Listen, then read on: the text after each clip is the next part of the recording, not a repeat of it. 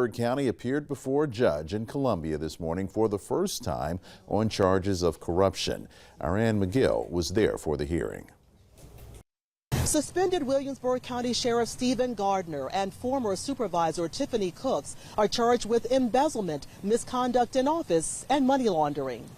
Assistant Attorney General Creighton Waters says it was a scheme to pay the sheriff overtime, and they used a county contractor who made $20 an hour to help make it happen. He said the sheriff would email or text the supervisor the number of hours the landscaping contractor had logged. The sheriff submitted the information to Cooks for payment, but she would alter the amount of the payment request.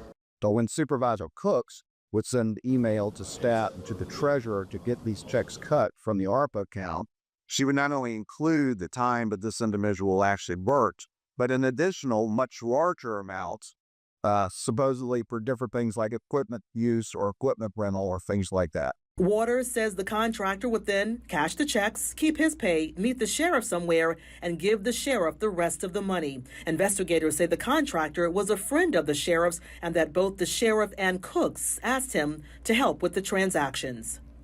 Bond for each was set at $100,000. It was a PR bond, meaning they didn't have to pay any money. We do not know if that contractor is facing any charges. Reporting outside of the Richland County Courthouse in Columbia, Ann McGill, Live 5 News.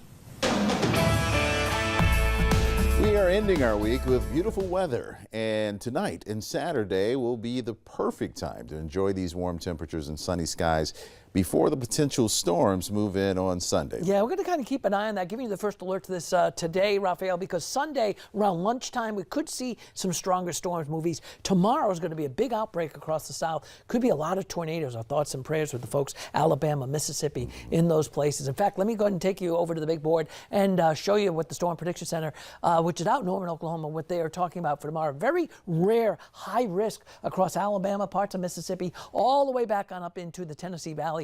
A strong threat of tornadoes and severe thunderstorms. Could see a major outbreak tomorrow. That whole thing pushes east by Sunday. The good news is it weakens by the time it gets our way. So we're not going to rule out, some strong gusty winds, some localized downpours, 1 or 2 tornadoes, not out of the question as this line moves off to the east. Here it is Saturday morning. Again, not looking bad for tomorrow. You may see a